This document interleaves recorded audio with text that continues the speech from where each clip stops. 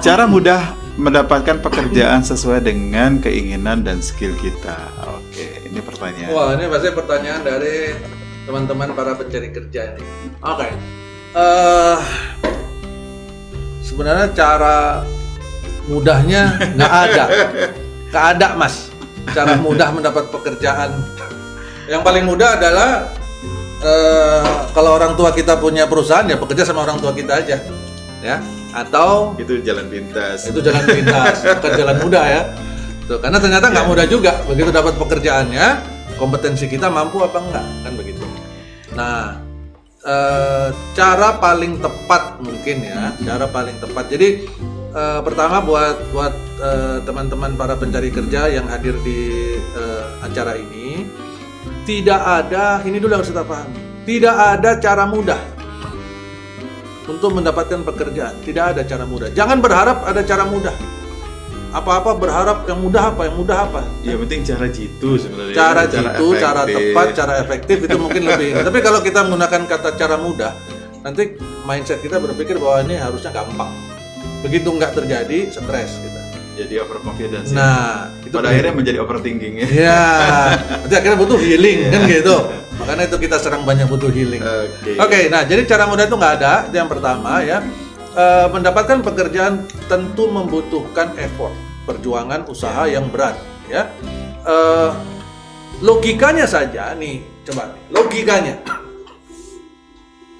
Setiap tahun ada kelulusan sarjana. Kita ngomong di Indonesia aja. Terlalu besar Indonesia. Jakarta aja, Jakarta. Terlalu besar Jakarta. Nih, Senen nih di area sini. Berapa kampus? Ada berapa ribu setiap tahun yang lulus. Terus di wilayah Senen ini, di Jakarta Pusat, di wilayah Senen ini, ada berapa perusahaan?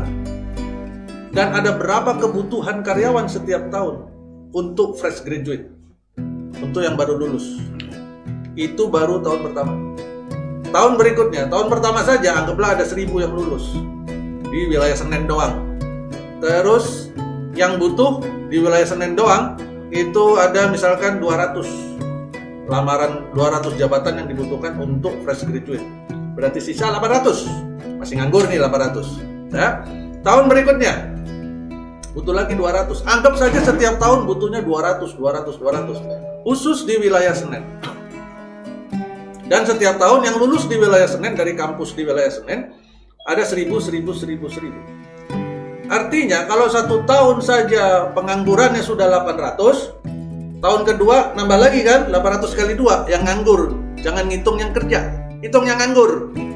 Berarti yang ada kebagian kerja 800 kali 2, udah 1.600. Kebayang nggak kalau kali 10 tahun, udah 8.000. Itu baru di Senen doang. Belum nambah ke Priok. Belum nambah ke yang lain lagi, Monas lah, kemana, Jakarta Barat, tambah lagi seluruh Indonesia. Itu yang terjadi faktanya di lapangan. Antara ketersediaan supply tenaga kerja sama demand kebutuhannya itu kan nggak imbang. Demandnya ini kan tidak akan sebesar supply. Terus si demand ini juga kemungkinan besarnya, kalau dalam cara pandang saya, setiap tahun justru mengecil. Kenapa? Karena orang yang bekerja tahun ini masuk, tahun depan jabatannya kan sudah nggak dibutuhkan lagi. Maksudnya tidak butuh rekrut baru lagi. Karena orang ini masih ada. Orang ini kan berharap akan ada terus sampai nanti dia pensiun. Berarti kalau tadinya misalkan butuh 200, tahun depan mungkin jadi 199. Tahun depan tuh 198. Terus sampai akhirnya 0. Nah, itu baru ngomongin fresh graduate versus fresh graduate. Orang yang belum punya pengalaman bersaing dengan orang yang belum punya pengalaman. Kebayang nggak? Ada orang yang kerjanya sudah 2 tahun, 3 tahun. Dia bosen. Dia pengen pindah. Dia ikut ngelamar sama yang 200 tadi, 200 jabatan tadi. Tambahlah persaingan. Bayang nggak saingan kita jadi berapa? Yeah. Nah, bagaimana kita cari cara mudahnya? Nggak ada, makanya nggak ada cara mudah di situ, ya. Jadi, yang perlu kita lakukan, melakukan berbagai cara yang mungkin dan masih masih dibenarkan untuk pertama mendapatkan informasi. Mungkin sebelum mendapatkan informasi kita memastikan skill atau kompetensi kita ada, dan semakin banyak kompetensi kita, semakin spesifik, semakin banyak, itu potensinya menjadi semakin besar. Ya. Ya kan? Kemudian tambahan, added value, nilai tambah. Di beberapa kiri yang lalu kan kita pernah diskusi ya. Bahkan kita kalau nggak salah punya video yang bertiga ya dengan Pak Abi ya, bicara tentang rekrutmen. Apa itu kita itu Dunia rekrutmen. kita bicara tentang nostalgia, nostalgia rekrutmen, ya kan? Memori. Ya, nostalgia rekrutmen waktu zaman Pak Yunus cari kerja dulu, zaman saya cari kerja, zaman Pak Abi cari kerja dulu bagaimana, ya. Jadi di situ kita cerita, nanti Bapak Ibu bisa cari di channel YouTube-nya Dayan Partners atau channel YouTube-nya Igrow. Nah, mengenai added value yang pengen saya sampaikan, buat teman-teman para pencari kerja, added value ini menjadi hal yang penting. Jangan berpikir kalau kita seorang sarjana, misalkan sarjana apa? Sarjana hukum misalkan. Salah ya, di bidang saya deh. Sarjana hukum, udah lulus sarjana hukum, udah selesai, terus ini saja sudah cukup. Belum tentu. Kenapa? Karena persaingan yang tadi sudah sedemikian ketatnya persaingan, maka si rekruter tadi, si orang HRD yang bagian rekrutmen, dia kalau terima sekali terima bisa ribuan untuk satu posisi, terima ribuan lamaran. Kalau dulu pakai amplop, sekarang pakai email, makanya langsung emailnya bounce back kan, karena langsung over, langsung kena limitnya. Nah, dia terima. Pertanyaan saya, bagaimana kira-kira menurut kita nih kalau kita di posisi rekruter untuk menseleksi 1000 pelamar untuk satu jabatan saja? Kira-kira bagaimana? Pasti yang dicari, ambil dulu kompetensinya. Kompetensi dasarnya apa? Menurut kualifikasi. Ya kan? Dari 1000 yang kompetensi dasarnya terpenuhi untuk jabatan itu cuma 100. 900 sudah dibuang. Beres kan? Cepat kerjaan.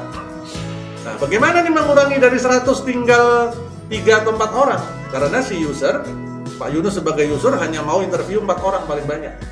Berarti kan 1:4 kan begitu ya. Butuhnya 1 interview 4 kali lipat. Atau 5 misalnya. Dari 100 harus turun jadi 5. Bagaimana caranya? 100 ini semua memenuhi kompetensi.